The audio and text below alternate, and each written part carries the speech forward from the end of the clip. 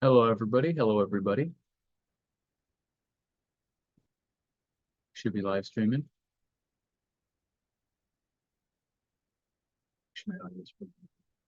All right, looks like it's working. So today we're going to be talking about shit hit the fan that has already started. And that's true in more ways than one, but specifically what I'm referring to, and we're going to get into all the stuff that's going on in the world as well, but the millions potentially of people that are experiencing various types of power outages, flooding, stuff like that because of the hurricanes. Not quite first, but close enough. And real quickly, while we let people roll in, I want to remind you guys that you still have one more day to jump on the Patreon, and I'll have the link in the description after I finish the video. It's in all my most recent videos. And at the probably Tuesday, the 1st, I will be doing the random drawing of everyone in the paid Patreon for based on how many, what tier they're in to win this sweet, brand new, just opened it to fondle up for you guys on camera. Fox Edge FB529, really cool. I think it's worth about 150 bucks retail. So that'll go out to anyone who signed up on the Patreon paid tiers for before the end of this month. And then next month, I'm going to be doing a review of this cool little waterproof radio slash light emergency weather radio and a few other things to go along with it, like an emergency light for your wall. I think I'm going to throw in this fire extinguisher. Pretty cool stuff. So just check out the Patreon. It's another way for me to have to contact you guys too in case something else happens on YouTube. Good thing I got a fishing net. Yeah, I mean, obviously, you guys know of the Blue Wasteland Survival Fishing Kit, the only product that I've ever heard of that gives you a full shit to fan money back guarantee, where if you buy this and you die during the apocalypse, I'll give you a refund. I don't even care. That's how generous I am. Works well enough. Yeah, fishing nets, though, fishing in general, before I get into the topic, is such a great way to get, it's so much easier to get food if you're in a place where there is water than by any other means of hunting or trapping for most people, especially if you have stuff like nets and things like that. And like I mentioned before, I think it's one of the few things that, especially in the ocean, if you're like by the ocean, one of the few resources that will not be extremely decreased in a disaster scenario. Because you think like land-based animals, if everyone starts hunting, that stuff's going to disappear. But no one's really doing that in the oceans or in the major waterways. It's all commercial fisheries that are taking all that resource stuff, and that stuff would be grinding to a halt. So even if everyone went out there and tried to fish individually that was able to, it would still be a lot less resources coming out than the combined harvesting of all the commercial fisheries. So the fish and shellfish and those populations may explode post SHTF, which would be the opposite for things like deer and birds and other animals. Those would probably be wiped out. And I don't have anybody planned for guest speaker. Dan, I do need to get Dan and Shay back on here. It's just been so iffy about always knowing if I'm going to be able to do these until the last minute that I haven't coordinated with them. But I definitely plan on touching base with them and trying to get them back on here. A lot of stuff has happened. But what's up, Mr. Landfill? Extra 4 high. So just watching one of your videos when I see you live. Perfect. Serendipity. Hit that thumbs up like you stole your bug out bag. Yeah. I can take like I said, a gentle stroking of the like button is fine. You don't have to smash it. But today we are going to talk about a few things that are going on in the world, but also just the main topic of what I was referencing with the shit advantage happening now is the hurricane side effects and consequences and destruction that's happened in places where people weren't normally expecting it. So obviously people on the coast and Tampa and stuff like that have experienced flooding, but there's a lot of people even in like specifically North Carolina and Tennessee that have gotten just smashed with flooding and are still out of power and may still be out of power for a long time. I saw an area on Twitter. Let me see if I can pull up the picture here. I'll probably be able to screen share it, but Asheville, yeah, North Carolina. And there was some area, I think in Tennessee, where they were only accessible because of a river by a bridge, and that bridge has been damaged. So now they're kind of stuck there. And some of these people only have communications because of stuff like Starlink, which didn't even exist years ago. But one of the side effects of obviously power, that's a big one. You lose power, you got to have power. I've talked about the power stations and how I think everybody should buy those. If you have like 3 or 4 guns and not a power station, I think you should sell a gun and get a power station, because every sort of disaster scenario that we can envision that gets serious enough, you lose grid power. And that's even in the ones where you don't need your guns necessarily, or not all of them. Don't get rid of all your guns. I'm not crazy, but you got to have some sort of power generation to live any semblance of what would be a normal or comfortable life by modern standards without grid power. And most of us have gotten used to having electricity in more ways than we even think of. Everything from hair trimmers to electric toothbrushes to lights to medical devices to cooking our food to keeping the food cool to entertainment. All of that stuff runs, the tools, all of that runs off electricity. Most of us don't even have real hand tools anymore. We have power tools and things instead for a lot of that. So I really like that. A lot of power stations can work, but the one I just did the review of, the Upis Mega 1, seems like a great option because of its combination of relatively cheap, average size battery for those power units, but an above average ability to handle peak wattage and the draw. So it won't last necessarily longer because the battery isn't bigger than a lot of the others. It's pretty average size battery, but it can handle higher draw than some of the other ones, and it's a good price. And it can charge really fast if you have the power on it. But looking at that, that's what you need to do is, before looking at the power stations, look at what you want to do with it.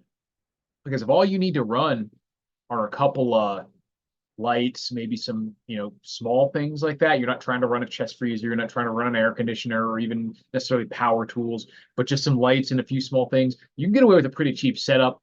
Look into what either the really small power units, or look into the homemade one that JJ did a video on. You just get a battery power converter and a solar panel, charge controller, boom, and you're ready to go. But I mean, by the time you add up all that stuff together, it's not that much more expensive to get some of these better priced power stations like the Opus one that I did a video on. Even at their normal price, they might still have their anywhere from $50 to $200 off because they just came out. So take a look at them. But I just recommend getting something like that. I don't care which one you get. I just want you to have one, because they are super important with what's going on in the world right now with power outages. And we know that if anything happens with civil unrest, what's happening in Ukraine with the war out of power, if we have financial disruptions, they have purposeful brownouts sometimes because of economic disruption. So all sorts of stuff.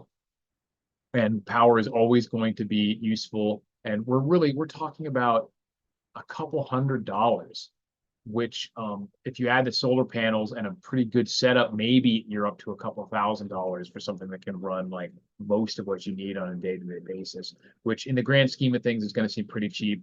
Out the gate, obviously that's a lot of money, but it's hard to overstate the importance of having the ability to generate power. But since one of the major threats, probably the most likely threat that would ever, it's not likely, but it's the most likely of the threats that could result in like actual major countrywide shit to fan, would be some kind of EMP. I'm gonna be doing a video, should be this week, about how to protect your power station, how to protect mine in a way that makes it more easily accessible. Because of course you can tape it up in a box with the aluminum foil and the metal tape, conductive tape, but if it's something you want to stuff that you want to actually use more than once a year or something, it can really start to get annoying to, cut those open, be able to tape off, replace the aluminum foil, that sort of thing. So I've got a in my mind, slightly better way to do it. And then another aspect, let me read the comments really quick before I get into the second. Send it. What's up, High Desert Pioneer? My guns aren't for sale. I may have them all on a boat when I use my fishing kit. Remember the rule of thumb about the boating accidents. If it's time to lose them, it's time to fucking use them. No boating accidents. I use a CPAP, so I picked up a small Blue Eddy in case I had to bug out. Otherwise, I run off my solar setup. Yeah, perfect. Exactly. You have stuff like that. Add up the little things that you would need to actually run. See what their wattage is. See what kind of milliamp size battery you would need. Should I get a large loan to go to the other preps I need? Doom spend, as they call it. I do not recommend financial advice. I think most of us loans right now are high interest. I think most of us have a lot more things lying around that we could sell than you think. And I would recommend doing that instead. Simultaneously get rid of stuff you don't need, clear up some space. And even if it's cool gear that you could potentially use, if, like I said, if you have 10 guns and no power station or no gas mask or no antibiotics or no serious water filter or something like that, then I would trade some preps. But I can't, in good conscience, tell people to go into debt, even though I do think there's a very high likelihood that real assets, the inflation is going to continue and debts will become increasingly less significant to service. But interest rates are very high right now, and that could last longer than you're able to stay solvent. So I don't recommend it unless you were going to do full on credit, what do they call that, blowout scheme, where you just buy everything you need and then declare bankruptcy. But one of the other things that this type of disaster, like the hurricanes, have caused that people don't consider a lot of times is water. These are massively flooded areas in nowhere near the coast, well, relatively speaking, Tennessee, North Carolina.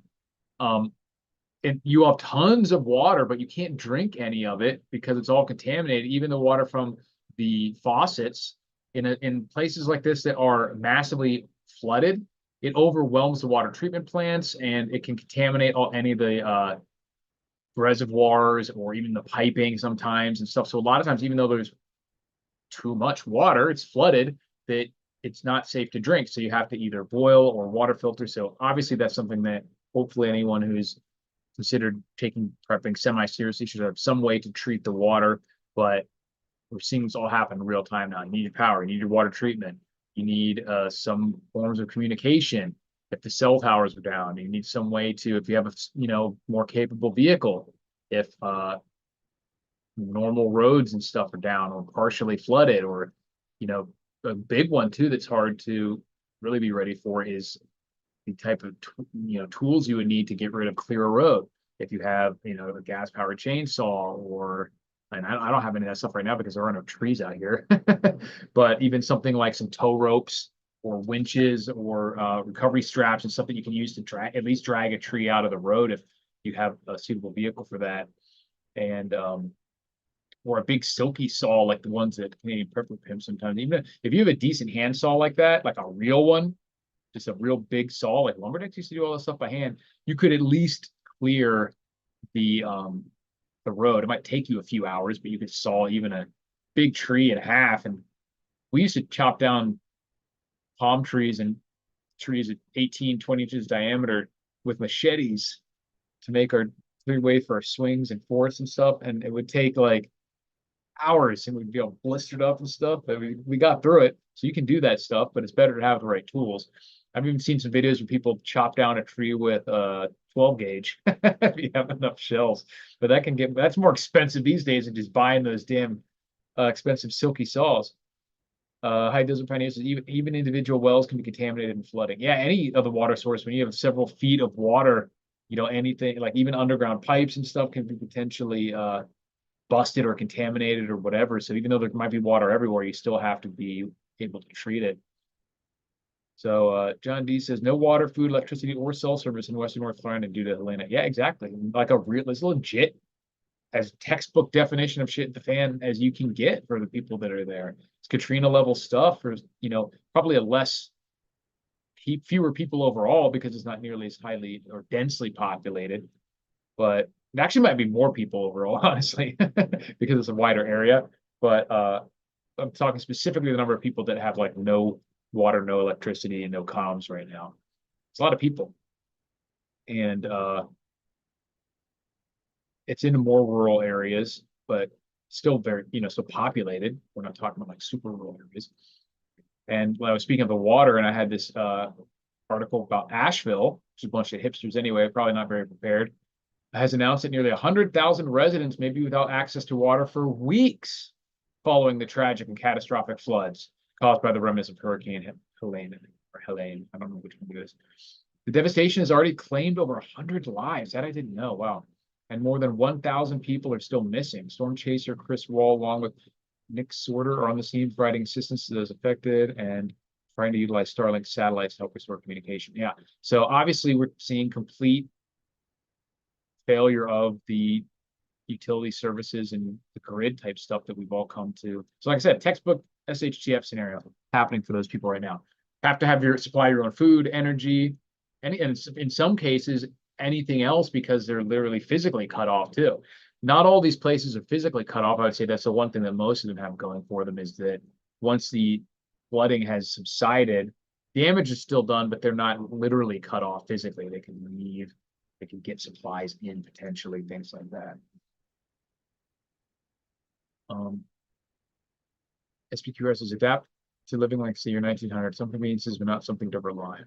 Right. Yeah. Like you should not require them, but they're, power tools and electricity and all that stuff is massive benefit, force multiplier. But if you can do most of your things like cooking, you're like all that stuff without it, then that's even better. Yeah. So most people, like Kevin said, like will leave. Yeah.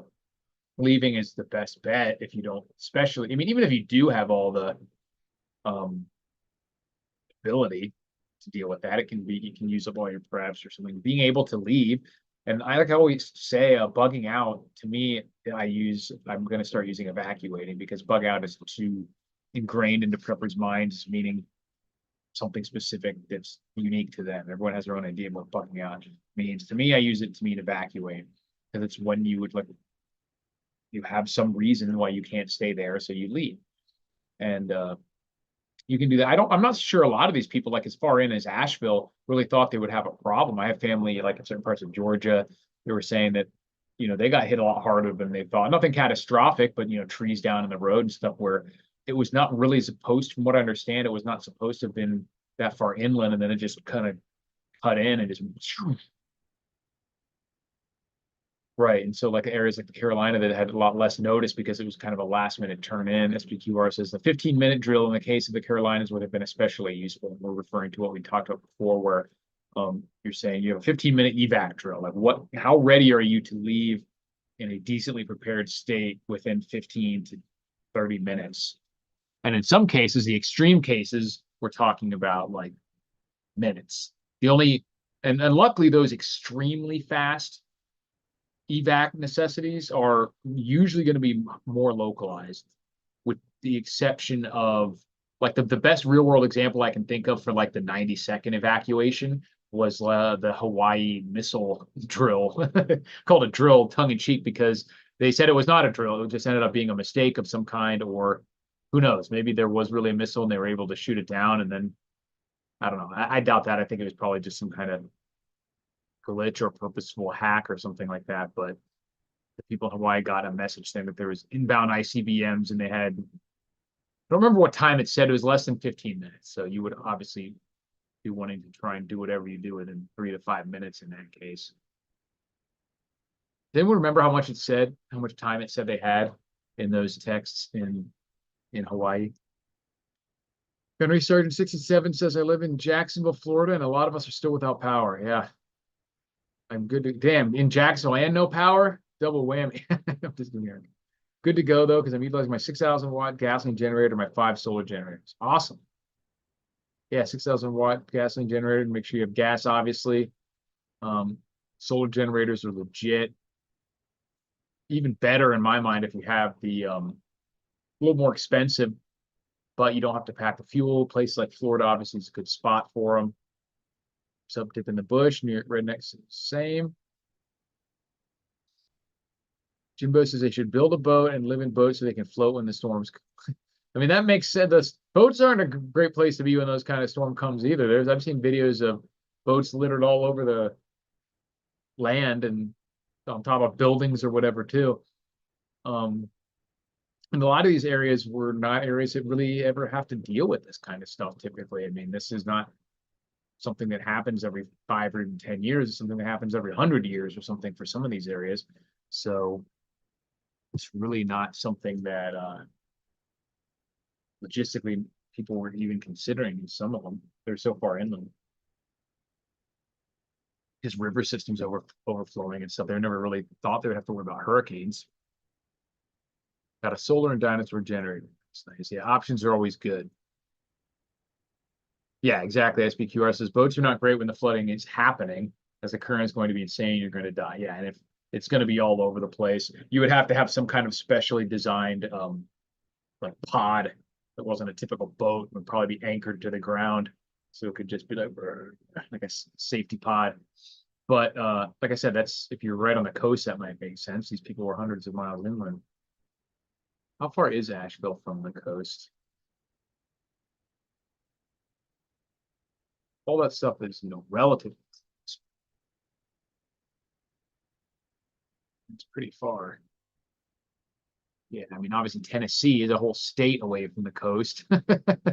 So we're not talking about people who are typically worried about hurricanes other than they get some extra rain. But by the time yeah, Asheville's over there almost by not too far from Gatlinburg and Pigeon Forge. So yeah, we're talking, quite a few miles. Not something you thinking they would need a boat. And like we're saying, boats are not the best place to be when it's flooding is happening. Yeah, John D says once in 1,000 year flood in Asheville, right? Well, whether 100 year, 1,000 year, whatever, it's not something that is you would ever normally have to consider dealing with in these parts of the country. What's up, Steve? Good to see you guys as well. Hang out here. But yeah, so that's just going back to recover for those of you who showed up. The hurricane related problems that people are experiencing in places like Tennessee and North Carolina and even some parts of Georgia and things like that. They're the very typical, commonality preparedness type problems. You need power. You need a way to purify the water, potentially collect it even when it's all around you. You don't have containers or different types of pumps. You need that. Potentially need your own food. Comms might be out, but yeah, power, sanitation type stuff, water, purification, way to cook your food, things like that. Very important. These people all need it right now. Get one of those rubber inflatable boats to seals. Yeah, but you can still if you be floating around in that, you can easily get killed in that type of flooding. I've seen there was a video someone had of they happened to be filming right when the flood first got to there and like smashing against the side of their building. It was not just like slowly rising rainwater that you could just sit in your boat and come back down again. Sometimes that will be the case, but other times it's maybe a dam breaks or it just happens so fast and collects the flash flooding type things where it's a lot worse than just rising water levels. And another, yeah, New York says you like ending up 100 miles away from home with no supplies. Yeah, so maybe you're just sitting on your raft and you just go for a major ride, even if you don't capsize and you end up out in the eventually all these rivers end up back out into the sea for the most part, unless occasionally they'll just trickle off into a bunch of different tributaries that fizzle out. But most of the time in the major flooding, yeah, you might end up a lot farther away. Yeah, SBQR, I've experienced the same thing living in Florida. He says, having been through over a dozen hurricanes, something I've noted is during massive evacuations, the highways are backed up literally hundreds of miles. Integrate that in your plan. Yeah, exactly. So you have a couple options there. You have to either, like we have always talked about, realize, and this is one of the main issues I have with bugging out too, is the timing, bugging out in the way other people are using it, but just evacuations in general, is you have to time it so well because if you wait too long, you can't do it anyway, at least not through the normal channels. So you have to either, like they always say, this goes for not just prepping, but be better, be early, or cheat.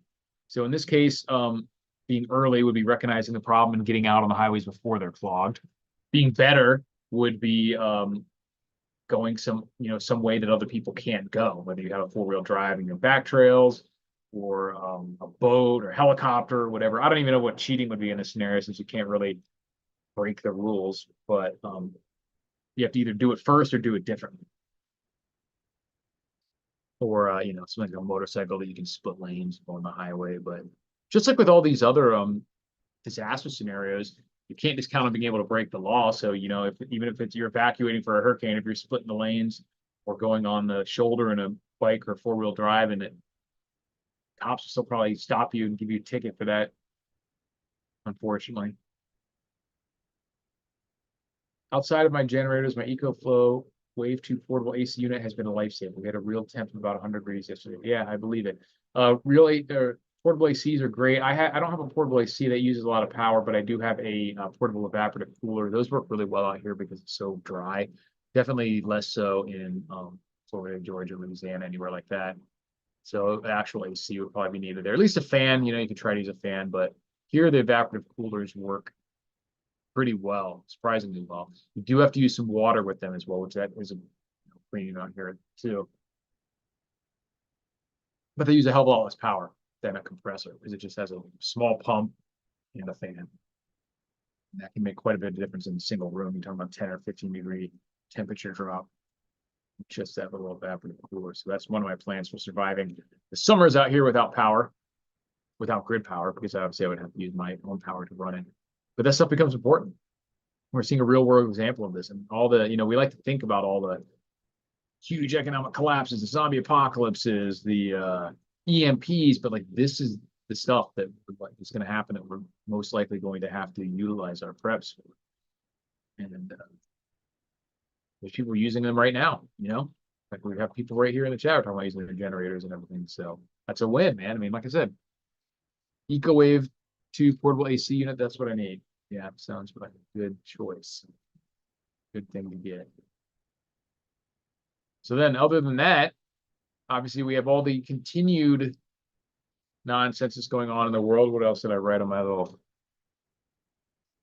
thing? Just remember, for those of you who weren't here in the beginning, got 1.5 more days to jump on, become a paid Patreon member to be entered to win this sweet, brand new, other than my grubby paws touching it here for you, Fox Edge FE520. Probably do that drawing on Tuesday. And then next month we got cool radios. Here's the new one. And this is the test version, so you're getting a brand new one. And a few other small things here that I'll throw in for next month. But eye on the prize. Knife throwing on Tuesday, so get in before then. So we have a lot of people talking about shifting to the World War III topics. I forgot that. You see my cool hat. I decided I wanted to get a slouch hat. We like some cool Outback guys. This little strand is pretty crispy, but what do you think? Or I can pop it down, I'm gonna do the whole pilgrim look. Everyone's been talking about Nasrallah getting assassinated. Yeah, Trump made Zelensky, he mogged the hell out of him, made him look like a little stepchild.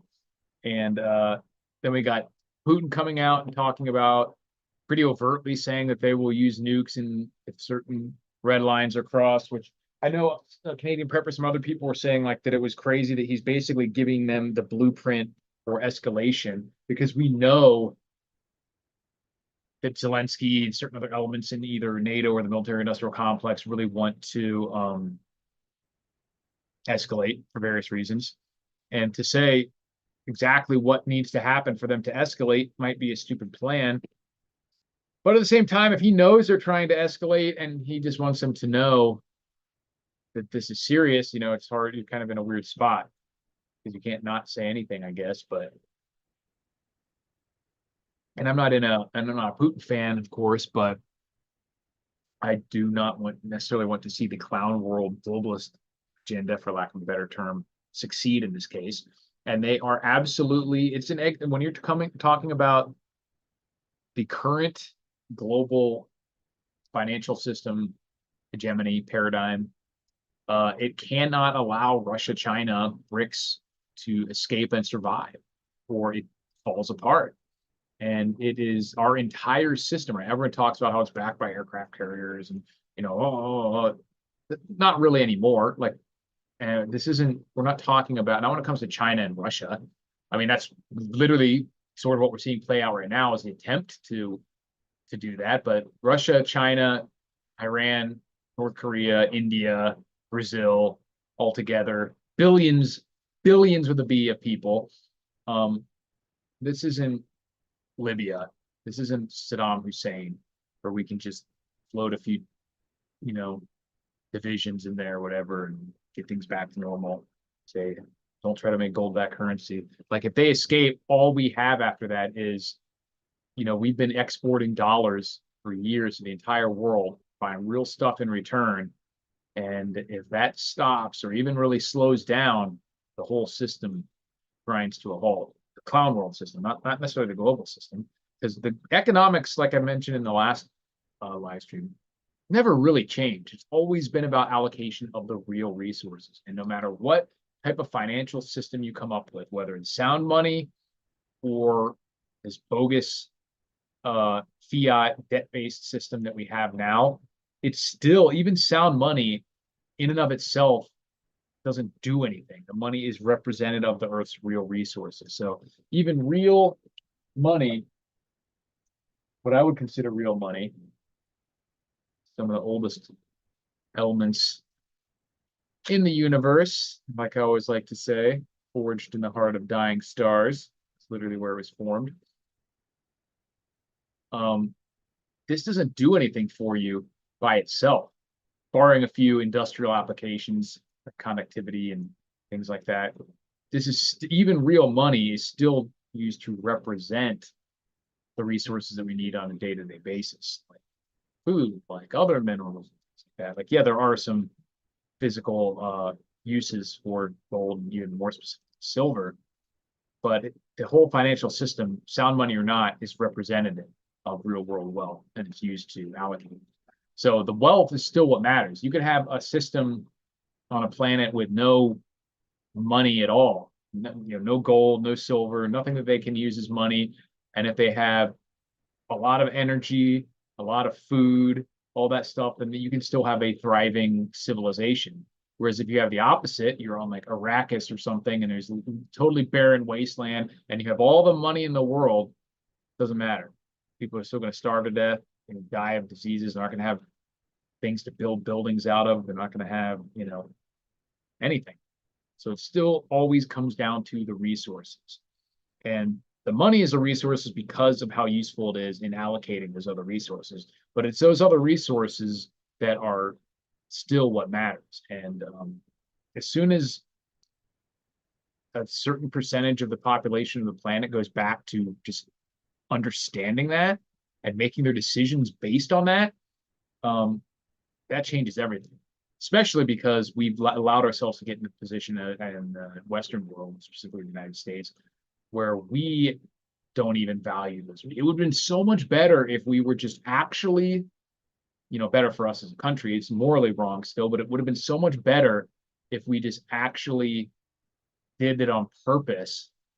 And we're like, haha, we're giving you fake money, taking real things, but we're not even taking the real things, with the exception of a few things like all the jokes about us going after oil everywhere. But even Trump was said back in the day, it would have been better if we did really just take all the oil, but we didn't even get all the oil. We just, gave away everything real to set up, to prop up this monetary system, really just for clout, which in the past we could use to get real things when we needed them. But we haven't set up a system where we're resilient in that way. And so as soon as that power goes away, we don't have the ability to get the real stuff anymore, at least not in the short term. Luckily, the United States has a lot of natural resources, so we have a way to, over the next years/decades, maybe build that up again. But in the short term, it's going to be very, very difficult. Yeah, the Aussie hat I like. And I need to work on that. This is a really stiff.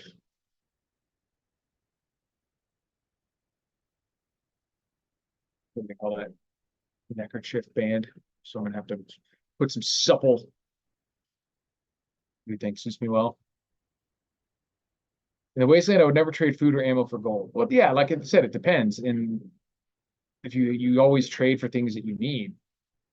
So if food or ammo is more scarce in a scenario, then you wouldn't do that. And like I said, money is used, like I was just explaining, to represent the real things that you need on a day-to-day basis. If you have those real things already, then why would you trade them for a representation? It's just that direct barter doesn't really work all that well in anything beyond the most simple, basic economy. The annual BRICS summit is October 22 to 24. I think they're going to introduce a gold-backed settlement currency that's going to really hurt the dollar status as a reserve. I know about the meeting coming up. I've heard that. I would be surprised, let's put it this way, if they officially introduce a gold-backed currency at that point. If they do, That's in 3 weeks, 4 weeks, 3 weeks. That would be big. I think they're going to just introduce a more structured kind of system for people coming in and out of BRICS, maybe a basket of currency, introduce more direct and specific deals for trade within certain countries using their own currency and just not using the dollar. But I would be quite surprised if we see an official gold-backed currency introduced right at this meeting. But it is possible. I just hope they don't do that yet because I don't have nearly enough yet. And if they do that, then good luck getting any. Why would you cover the hair? Well, sometimes out here it's 115 degrees outside, so you got to. But not in here. So for you guys, you can see the hair. Although it's not particularly fabulous today, but it's okay. That is meant for fire and explosion. It's what are you talking about? Oh, a closed lifeboat.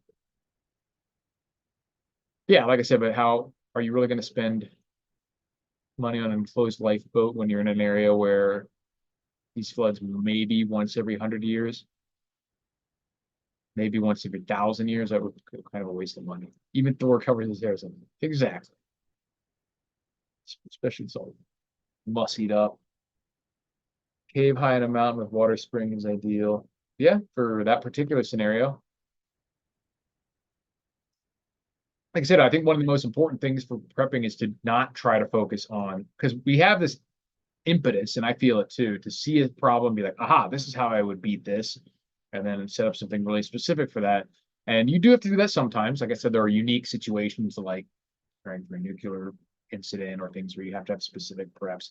But what we've seen throughout most of this is that you can't always plan on what type of disaster you're going to encounter. So you want to, first of all, make sure you have all the bases covered that work in every scenario or most of them, and focus on that resilience and your flexibility, because that is what has been key for most of these people. And one of the most important things, which is pretty unique to our situation now, at least when communication is working, is the ability to see this stuff coming. So even the people who were in these areas that were not expected to be hit that hard, they had a much better ability to see this as a threat ahead of time than anyone in the past, decades, just because of radar, the speed of communication, the internet, your ability to, see this stuff coming, get out ahead of time is way better now than it has ever been in the past. Yeah, I mean, obviously you want to prep for what's most likely to happen more so than what's least likely to happen. But I'm saying you should prep for what you need, not for what's going to cause you to need this. So if I know I need food, I prep to have food. I'm not trying to decide what is going to make me need food. Like, is it going to be a financial collapse? Is it going to be them, making the meat illegal, and so I have to eat bugs? Is it because of a shipping shortage? Is it because of a hurricane? Like, this picking correctly which of these things is going to happen is almost irrelevant. I know I need the food, so I'm going to try to plan to have stored up and potential ways to get it without going to the store. And yeah, exactly. Once you've got, but like I said, I would focus on what you need, not on what's going to cause the scarcity. Until you cover the basics, then you can try to focus on those things that will fall outside the commonality of preparedness, and then sure, focus obviously on what you think is most likely. But we're going to be wrong about that sometimes too. Like these people in Asheville probably wouldn't have put flooding or hurricanes at near the top of their list. And so stuff happens. Are you still too broke to purchase an MP5? After the subject was brought up a few times, I've been looking into them, and now I think I want one. They're awesome. And I joke about being a brokey. I just don't. I mean, obviously, I have gold coin sitting here that is what? How much is an MP5? I mean, get some. How many ounces of gold do I need to get an MP5? Not that many. So I could buy an MP5 if I wanted to trade my real money for it. You worry about the plastic liner and canned food. I don't like it. They have at least nowadays started to move away from BPA liners, it's less than ideal. If you could can your own food in glass jars, that's the best. So I don't like it. But as of right now, I'm not worried about it per se, because in my day-to-day life, they, like I said, first of all, they've at least gotten some of the BPA's out of most of them. I'm sure there's other chemicals in there that are not great for us, but at the very least, they're not an acute problem. We've all been eating this stuff for our whole lives before we even knew that it was probably bad, or before they admitted it.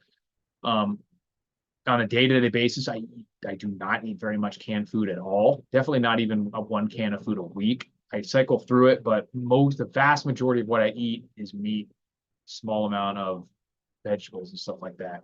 So I'm not worried about it, but at least look to make sure that they're BPA-free liners. And like I said, if you can your own, use jars. That's easier anyway. Find the lids and stuff than to do an actual canning process. And the less acidic the food, the less problems you'll have with it dissolving any kind of liner in there. So, like tomato sauces and stuff, I would definitely make sure, or pasta sauces, because you can even buy those in jars. So get those in glass. Other vegetables, not as big of a deal. I wouldn't cook in the can. Just pour it out and cook in something else. But it's consideration. There at least should be BPA free these days, but it's not something that I put a lot of effort into worrying about or trying to avoid too much, because on a day-to-day basis, there's doing that many. And in the situations where I would be eating it every day, like I said, it's not going to cause any acute problems. And post SHTF, the amount of bad chemicals that we're being exposed to on a daily basis might actually drop off a cliff if the industrial processes of the world grind to a halt anyway. Yeah, the small amount of vegetables is probably the onions in your precious stag chili. Yeah, exactly. The only vegetables I get are whatever they season stag chili Laredo with. The old champions. Indeed, the perfect prepper food. My biggest use of canned food and soups in the winter. Yeah, be careful. I don't know how much you care, but I am really nitpicky about ingredients, and it's difficult to find soups. Well, it's not necessarily difficult, but there's only a few soups that do not have ingredients that I don't like soybean oil or different types of seed oils, or TVP and corn syrup and different stuff like that. They definitely have soups that don't have them in them, but I found them to be very, very expensive for what you're getting in terms of calories and volume of food, to where I'm like, well, I'll just buy more stag chili or more Spam or canned meat. If it's more expensive than canned meat, I'm just going to buy that to begin with. Speaking of which, a few people, JJ and Morgan from Preparedness, have both made videos on the Keystone meats, which I have got to get my hands on some of those, because the ingredient list is super clean. It's like the meat and salt. And it's not cheap, but as far as meats go, it's actually not that bad. And especially if you buy it through them and not on Amazon, it's like $5 for a can of like canned beef, which that's really the most easy way to store protein and fat, at least in a palatable way, for prepping, is canned meats. Because freeze dried is great, but it's super expensive. Dehydrated of any kind is, usually pretty awful. And so canned, and fresh, you have to either grow it or freeze it and have a lot of electricity. So canned meat is the most realistic for most people to get a decent amount of meat. And they have the best ingredients, and prices are really not that bad. So I need to try some. Yeah, canned meats lately. Right now, I don't have a lot of Keystone because it's not something they have in the stores. In fact, I don't have any. I'm going to try some, but my canned proteins are the Spam. I have some canned tuna, just mostly because I use that I make like tuna salad and stuff. But it's really not great for prepping because it's very low in calories and almost no fat. I have corned beef, delicious, and a bunch of canned chicken, and yeah, everyone can grow taters. Yeah, taters are my go-to, like, number one choice of what I tell people to grow for anything in general, but especially for SHTF, because the yield in calories that you can get, not only per unit of land, but just per the amount of work. Like something like corn, like you don't get almost any nutrition out of it. It strips the land, it takes a lot of acreage, a lot more, and obviously any sort of other grain like wheat a lot of processing. Are you going to harvest this stuff by hand? Or are you going to grind it by hand? Well, I know a lot of you guys are set up to do that. More power to you. I am not going to do that. Um, so potatoes and trees are my big thing. What I tell people to do. And other than that, there's a couple other exceptions for things that you can grow. But the best thing to focus on when you're thinking about what you should grow is stuff that is not necessarily indigenous, but indigenous to the climate of your area. Something that you can grow in your area without, it's used to that kind of soil, it's used to that kind of temperatures, it's used to that level of precipitation. So you don't have to have a bunch of extra water, or there's not too much water. You don't have to have a bunch of soil additives and fertilizers. You don't have to either shield it from the sun or try to get it even more sun. So anything that grows naturally in your climate is what you should focus on, because it'll take a lot less work. You'll have a lot more success and get better yields than trying to grow outside your zone. And with a couple exceptions, there's a lot of cool permaculture stuff you can do to really push the zones, but that takes a lot more work, a lot more focus. And I remember, back in Florida, there's shitty soil, but there's a lot of stuff that you can just plop in the ground and will grow really well there. I had great luck. Obviously, the citrus grows great there. The sweet potatoes were unstoppable. Okra did fine. Okra doesn't have a lot of calories, but and the pineapples, I could just plop them. They're rough because you only get like a pineapple every year. Well thought out. That's why I follow your channel. I appreciate it, sir. But yeah, so and the trees, like I've always said, are the best, because if they're a tree that grows in your area, you have to do nothing. Maybe occasionally prune it, maybe occasionally do something to help prevent pests from getting at it.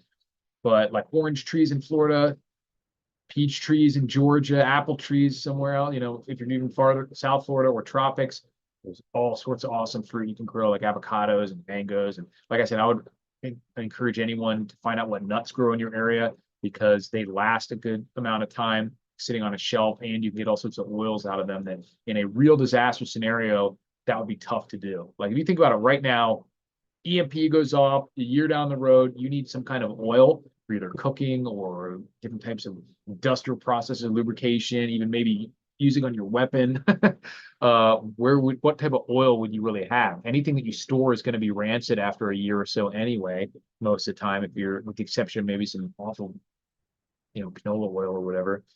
But olive oil, coconut oil, that stuff doesn't last forever. Tallow is a good, if you have a source of it, that's one of the best. Zucchini and squash, the gourds and stuff are great. Zucchini doesn't necessarily have a ton of calories either, but gourds and pumpkins, David the Good had some recent videos on that, on the massive amount of pumpkins they were growing. And even in Canadian Prepper's latest video, they were talking about how storage is easy with them. You can just sit them there and last for potentially months without having to process or can it. Lots of your animals that you might want to be raising can use gourds, and can eat that stuff. Chickens will eat them up, you know what I mean? Yes, and that's one of the things I pointed out, Sonny Crockett brought up, that he said when there's no gas, tons of food 30 miles from you, not on a road, will rot in ignorance. Right. Because people point out like, oh, America does all this, we produce so much food, right, but there's an entire supply chain that has to be operational for that food. Like I think it was Donna was just saying she's in Idaho. So yeah, she's definitely growing potatoes, but you could have a massive farm in Idaho growing all the potatoes that it would take to feed an entire city, but they have the gas to harvest it, to process it, to ship it.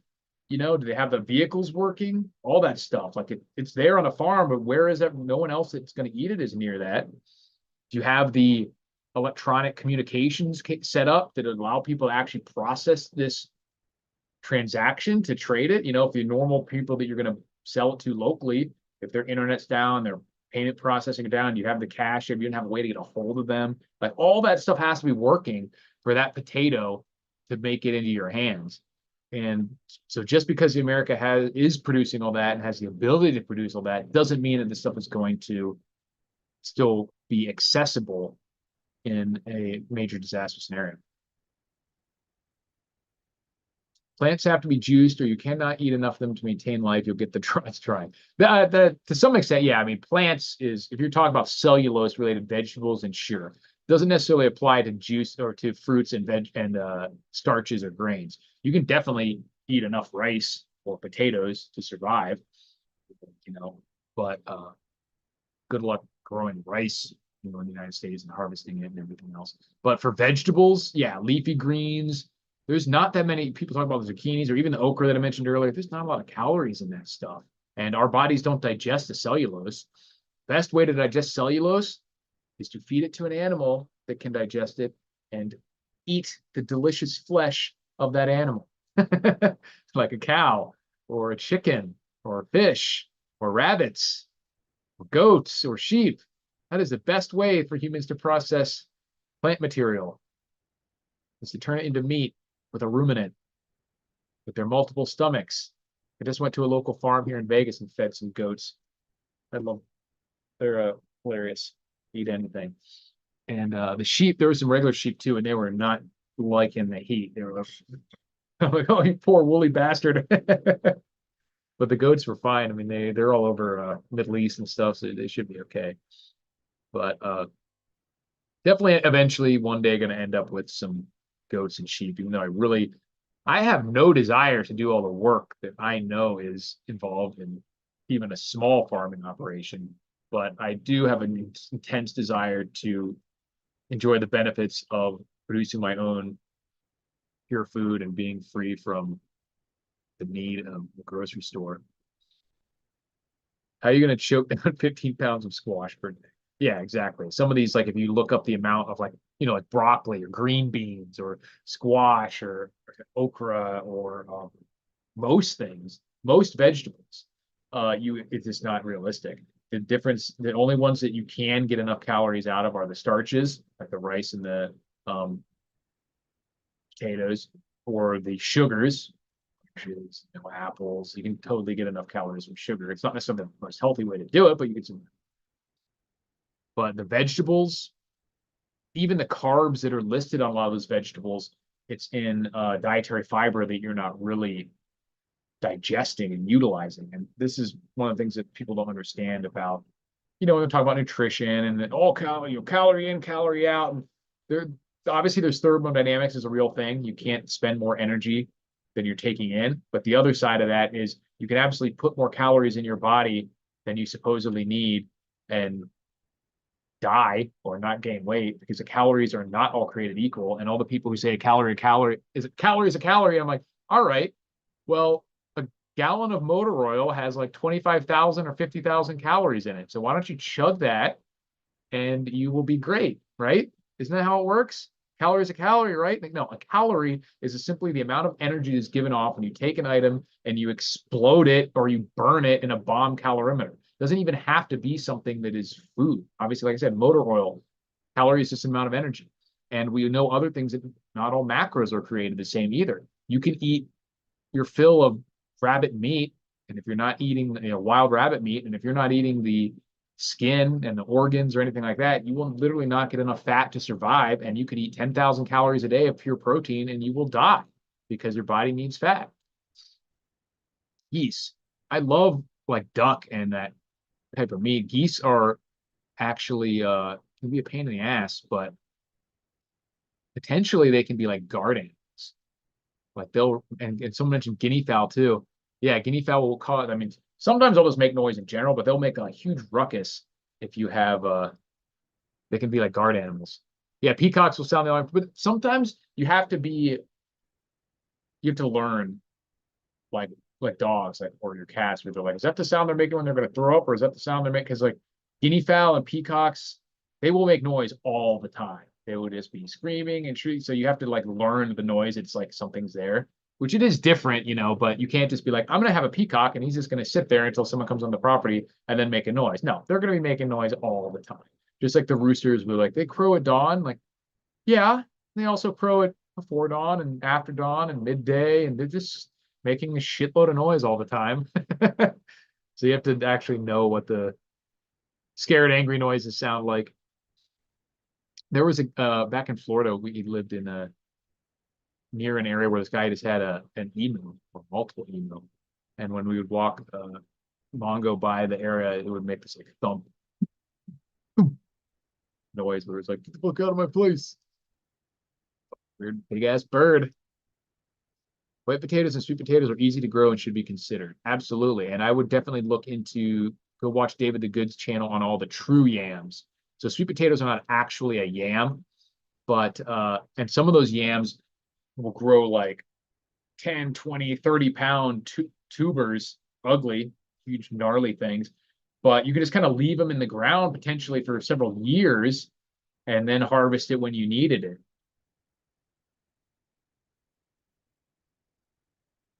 Yeah, when you look at calories per dollar, the veggie stuff sucks a big one. Terrible. Yeah. It's not a bad idea to have a few of them around just for taste or, vitamins, but veggies are not the way to go in my mind. I stock very little of them. And most of the veggies I eat, I try to just make them more fresh anyway, not canned. The vegetables that you want that you can get calories from are the grains and the starches. So like I said, beans, potatoes, rice, wheat, corn. You don't get a lot of calories from corn though, but corn more so than the green stuff. And then your fruits and then meats. Vegetables, stuff that's green. If it's green, you're probably not going to get many calories from. Veggie oils are 4,000 calories per pound. You don't need to and should not eat too much of them per day. Yeah. Mubu says, can of earthworms, protein, and fishing lure. He says, don't invite me to dinner. Yeah, like I said, the soldier flies or vermiculture, I would much rather take those and feed them to a chicken or a fish and then eat that. But in an emergency, you can't eat the bugs. As much as we make fun of people trying to make us eat the bugs, in an emergency, there are protein and fats in the bugs, grasshoppers, earthworms, soldier flies, stuff like that. Dehydrated vegetables, yeah, I think the best bet for vegetables is for flavor. Stuff like onions and garlic and stuff like that, because you might as well get the ones that taste good instead of just like a big leaf of iceberg lettuce. Doesn't give you any calories, doesn't really have a particularly interesting or any taste at all. Carrots are, better. You can juice them and stuff like that. They have some starches as well. Donna says, I have a large garden bed still full of potatoes. I just go out and get what I need. Yeah, it's awesome. And potatoes are beneficial in, like I said, in how well they can store compared to fruit and other things. Israeli flaming tuna is a battlefield staple since the 70s. That one I have never heard of. Yeah, that's true. There's a lot of animals out there. Sonny says, SHTF will mean starving dog packs and cats at least for 2 to 3 months until people eat them. So not in Ohio, allegedly. But yeah, I mean, there will be some wild animals that become wild. Any bugs that have an exoskeleton are bad. I honestly would rather, I've had like those like crickets in the old packs where you eat them. I prefer the crunchy stuff if I have to eat a bug. I would much rather eat a grasshopper or a cricket than an earthworm. But either way, I'm going to roast them and add it to some kind of stew if I have to, not just eat a big handful of earthworms. And in that sense, the vegetables wild harvested and stuff that you might be able to grow, you can use to bulk out meals like that and just to fill your stomach. Like there's every survival book you read will talk about how you can take cattails and make bread out of it. It's just fluff. You're going to get very few calories out of it. But I would much rather mix all my grasshoppers in or worms into a loaf of cattail bread than I would just spoon some slimy worms directly into my mouth. Yeah, grasshoppers and locusts have been food for humans for millennia. Exactly. John the Baptist ate locusts and honey. There's a clear winner in that duo. Locusts and honey. Honey is fucking delicious. And that's another thing I would recommend. I think I said in the last video that if you have, not only because the honey is delicious, but if bees are having, because of all like the glyphosate and maybe even because of the electromagnetic communication wavelengths that we're all using, bee populations have really declined. And sorry, I lost my train of thought. Bee populations have declined. So having a little apiary on your property, if it's big enough to not harass you or your neighbors, you obviously get the honey, which is a fantastic source of nutrition and calories, but you also have the benefit of them helping your other plants on you. Tuna in oil, open, add black pepper, put a wick layer, basic tea paper on top, place it around lightweight, watch burn. Oh, I saw someone on a short do that, yeah. How the oil in the canned tuna burns. Yep. I think I'd rather ingest it, burn some wood, but desperate times call for desperate measures. So we're at about the 1 hour mark. So if you guys have any last minute topics or questions, let me know. So it flew by nice and quick. You need honey to make locusts palatable, maybe. Certainly to make it more palatable. I mean, lots of stuff is palatable if you could soak in honey. Honey is just delicious, man. I literally just like filled a spoon with honey and yeah, wasp nests don't really make honey. You might be able to eat the pupas, like you said, but that's an expensive snack. You don't have a bee suit. You try to, and you have to take the stingers off and stuff like that. Termites can be good. You can eat ants. I've heard, I've not eaten a lot of these, but according to all the survival books that I've read, they're very bitter. What you can do in either case is take the entire nest of either an anthill or a termite nest and just drop it in a bucket of water, and all the stuff eventually soaks and sinks, or the sand sinks, and then you can skim off the insects themselves because they tend to like get stuck on the surface tension, and then you can roast them or whatever too. Powdered honey. Never seen that. I don't. Is there a need to get a powdered honey? Because honey is technically shelf stable for an indefinite period of time. It can become like congealed, and then you could have to like melt it back down. But there's no like limit to how long you can store honey on the shelf. Save your bed bugs. Ugh. Bed bugs are the most terrifying thing. They're near invincible and just torment you. Luckily, they're big enough to see. So if you're like getting something from a hotel or garage sale or something, you can look, and they're visible to the naked eye if you know what to look for. So some people are so stupid they can't cook rice, have never been outside, touch grass, basically. Yeah, that goes for a lot of stuff. Yeah, I agree with JC Dragon. That's what I was just saying. Like, I don't necessarily see the need for powdered honey. Just buy honey. You buy real honey. It's not the corn syrup shit. Then the worst thing that's going to happen is it kind of solidifies, and chop a piece off and eat it like a Jolly Rancher, or heat it up and melt it back down. Bed bugs are the worst. Nymphs are nearly invisible, though. Yeah, if it's an infestation, though, you're going to even see the shed skins, the dead ones, or the shit they leave behind, right? Even if the nymphs are tiny. Very scary, though, because they're so tough. They can go for like months without eating, just be dormant. They can take temperatures of very, very high for long periods of time, or very cold for long periods of time, and still survive. They're resistant to a lot of pesticides. They're just little motherfuckers. So yeah, so if you guys want to, like I said, go ahead and check out Patreon. It's as little as $1 a month to get one entry. You get more entries if you are higher tier, and I'll be doing at least one solid giveaway a month.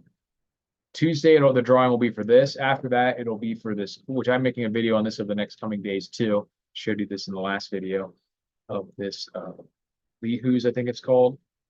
Adorable little emergency radio. This is you get the new one, and then I'm also gonna this is for the next month, throw in this phone jack powered emergency light and this fire extinguisher. Wow.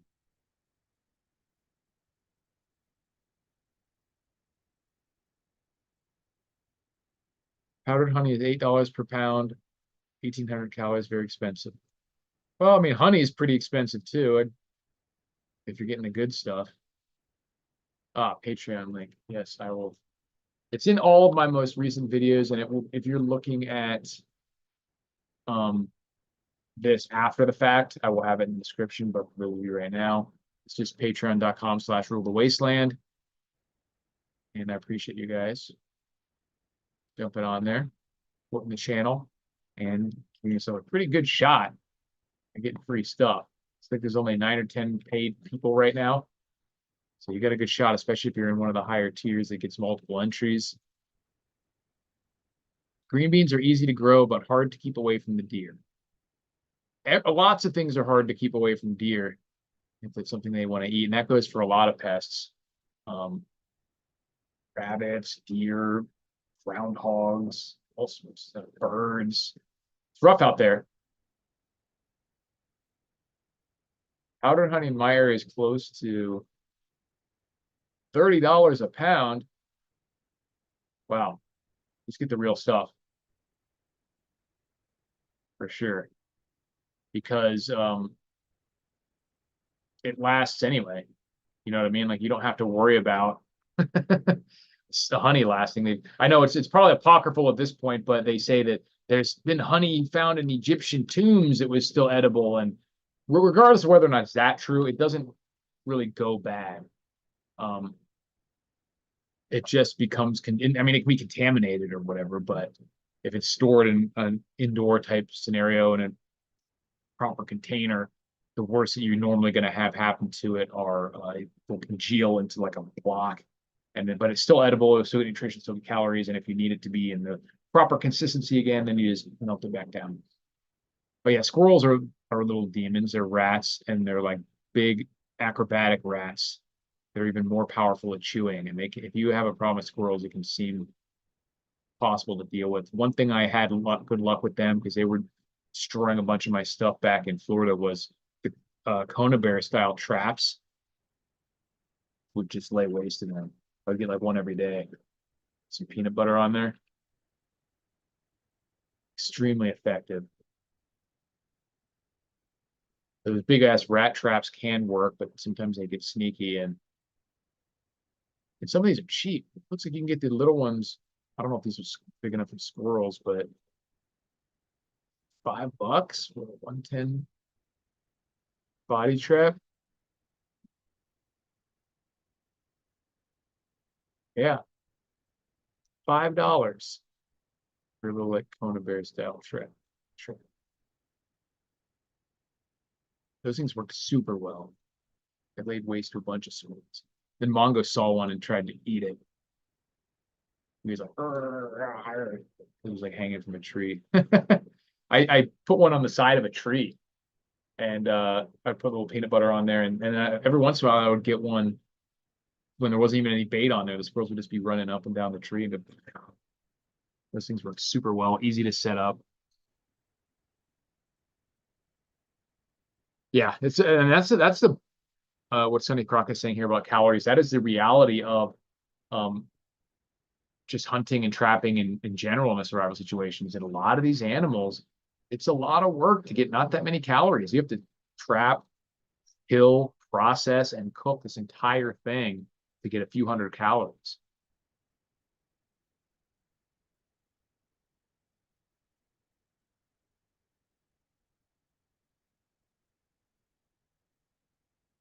Don't taste like chicken as long as you don't shoot the stink gland. Yeah, then that's going to taste a little differently. For the most part, you can be pretty safe in eating any mammal. I know there's a couple of random exceptions and certain things, and mainly in the wild, what you would have to look out for is things like parasites, or like you said, like if you have a wild hog and you don't process it properly, the meat's going to be all tainted with their like glands, or same with the skunk. But you can still eat it. It would just be awful. So this one I saw, it's called this. I just pulled up this. It says a Duke body trap on FlemingTraps.com. And obviously that's not going to include shipping. But that's for the 110. So like the squirrel side should be instead. Yeah, and rabies you have to watch out for, obviously. But that's I don't know. I just Googled this, so I don't know if these are legit or not, but I had a slightly bigger one. Yeah, so it's interesting. I looked into this. Someone says fake honey because someone said that, and they're like, "This stuff is corn syrup." I'm like, really? Could they? I mean, I know it's not outside the realm of possibility because there's so much fake and adulterated food. And they were like, "It's not honey, it's corn syrup." And I looked into it, and that might be true some of the time. But what they're actually doing is they're like force feeding the bees corn syrup. So they have like a hive, probably indoors, and they just like have corn syrup as their only source of food and have to make honey out of that. So in a technical sense, it's still honey because it's the bee puke after eating what they're eating, but it's starting from trash to begin with. So definitely better than just direct corn syrup, but it's not, it's not good.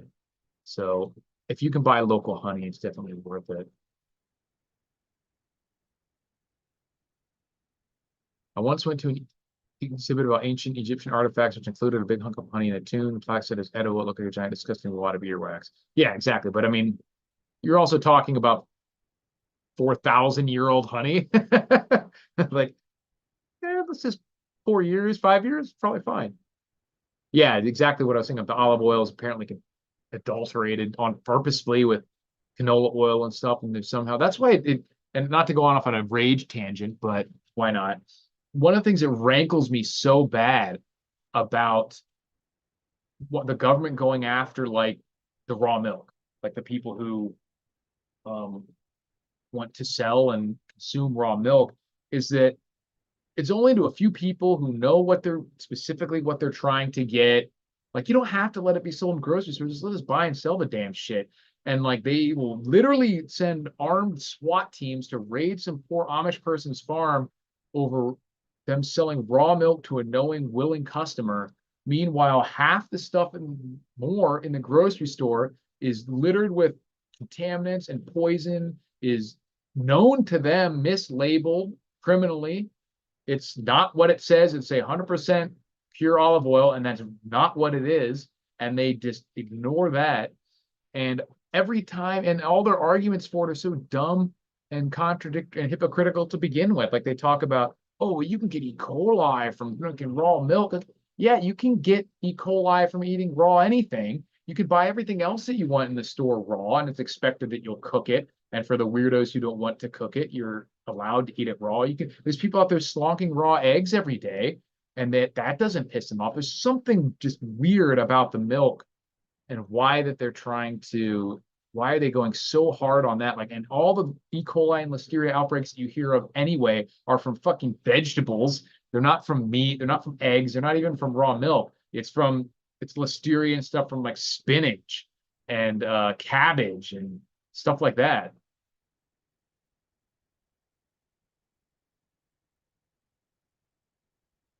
Yeah, exactly. Hello from the mountains of Arkansas. How you doing? Uh, Wearing uniforms or headgear of military outfits that you never served with is an insult to those who did. What are you talking about? Who is wearing headgear? This isn't a military hat. That's what if you're referring to my style chat. I mean, they use them in some military units, but it's just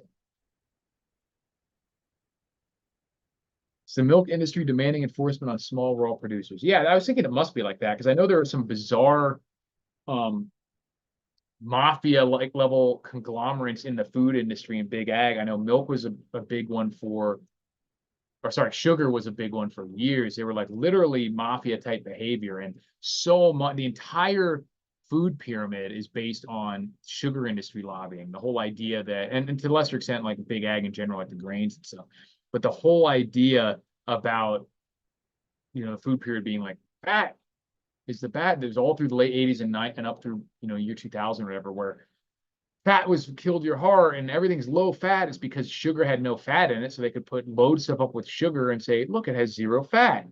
And that was just literally, Edward Bernays level paid propaganda. And then, like I said, there's milk all they had the whole got milk thing. And it's good for your bones. They didn't come up with this stuff. They pay people to promote it, pay doctors and researchers to find this stuff out in studies. Do you have merch? I have some merch. You can go to rulethewasteland.com. The best merch you can buy is gear that will actually help you survive the apocalypse, but I also have some Killdozer shirts and stuff like that. Hey, thanks, Mr. Landfill. Said he joined Patreon. Good luck. I hope you win. I hope you all win eventually as the months progress. Hello from Canada, David Jones. These can actually be purchased, if he still has some, on the Canadian Preparedness website too. It might be cheaper because of the shipping for you if you want to pick one up there. I sent him a batch not too long ago that he was willing to host on the site. I don't know if he is still there or not. Maybe I'll look it up. Canadian Preparedness, I think. Is it or is it Canadian Prepper.com? Canadian Preparedness.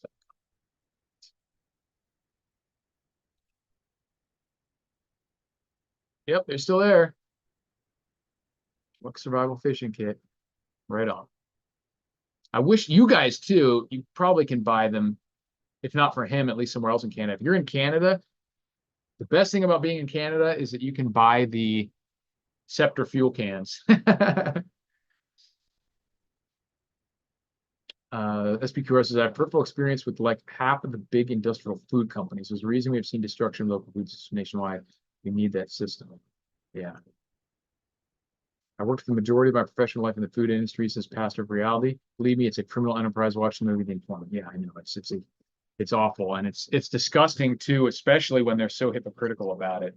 It's bad enough that they're allowing, and then it's in horribly incestuous uh, cycle of people who are working in these companies, whether it's Monsanto, whether it's Big Ag, whether it's the pharma companies, and then also getting jobs in these government agencies like the FDA, like the National Institute for Health, or the any of those, Department of Agriculture, and then just approving their old buddy stuff and being like making sure you get a job when you get out, so then they come out and get a big high paying job because they help. It's just gross, horribly mafia level behavior, cronyism, whole 9 yards. Hell yeah. Gunnery Sergeant 67 says, I'm going to do a YouTube video of catching fish with your fishing kit. Some free advertisement. Absolutely. Let me know. If you have one or the other and you want to do a video on the other one too, I'll send you one. Do a video on. Shoot me an email for the micro, I mean. Nate usually is off on his warmongering crap.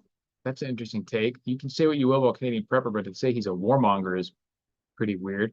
You may be able to accuse him of being like a Chicken Little when it comes to war, but not promoting it. I don't know if you are using warmonger correctly. And the Best Buy dates. I don't even think of dates. I want some dates. That's one thing I wish I could grow, but it's like date palms take like 80 years to reach maturity. So not really something that's feasible to like homestead dates.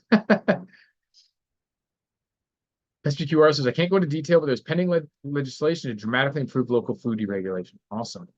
I have the micro fishing kit. Right on. Yeah, if you could do a video, and then if you want to do a video on the next one, when you're done with that one, I'll shoot you a sample. You can review it. So just email me, rulethewasteland@gmail.com when you get the video. I'll send you the next one. Appreciate it. But I'm going to, speaking of all this food, I'm going to go have some food. So I appreciate you guys watching. Make sure you get your power generation squared away, your water filtration squared away, and then in general, just prepare for some gnarly economic times, because I'll do like 5 or 10 more minutes because I want to talk about what I was going to do. Appreciate it. Lincoln Rittenhouse on Patreon. Get a good shot at, like I said, at least once a month. And if I get a bunch of people on there, I'll start doing more than once a month. Right now, there's only 9 or 10 people on there, so your chances are pretty good. But what I was going to title this live stream before I started looking at all the stuff that was happening because of hurricane was how really extremely high chance there is of something very gnarly happening within the next, between now and the election, so 30 days. Whether that's continued assassination attempts, but like I really feel like the clown world desperation is getting to all-time high. Excuse me. And it's very likely that they're going to pull something out of their ass, manufacture if they have to get them the escalation or whatever that they feel like they need. I don't have any ideas about what it might be, but I've been really perplexed by the whole pager explosion thing, because for something that an attack of that like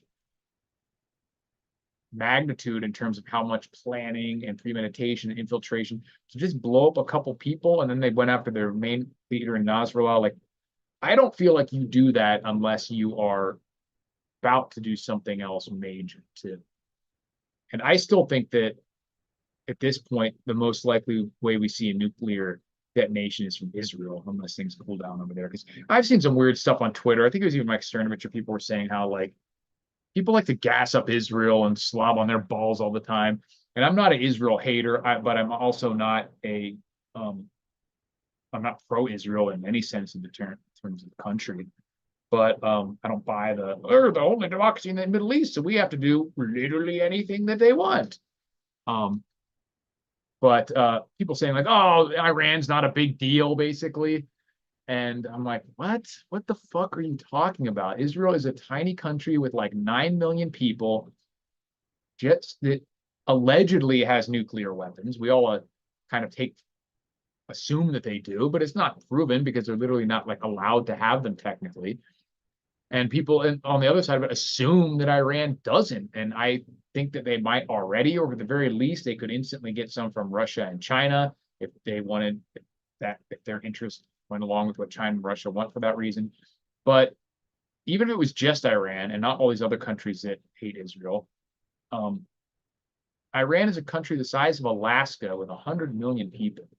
Um, and they're very technologically advanced compared to just random world average.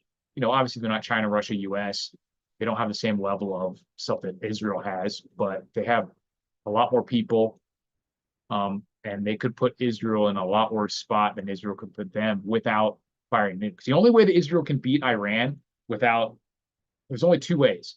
It's either using nuclear weapons or using a considerable amount of American lives. There's no other way they beat Iran, let alone Iran and the other allies that they might collect in the arena. Someone was saying like, there's not going to be World War III because Israel is going to just beat Iran. Iran's a joke. And I'm like, well, the only way they can beat Iran is with nuclear weapons or with us attacking them. So you can, at that point, you're just quibbling over the definition of what World War III is. Because if once the nukes are popped off or we have boots in the ground in Iran, you don't think that everything else is you don't think that China and Russia are going to take that opportunity to do what they want? Like I said, once nuclear bombs have literally started going off, quibbling over whether it's officially World War III or not seems a little trite. So I don't like that. I don't agree with that take that I've been seeing.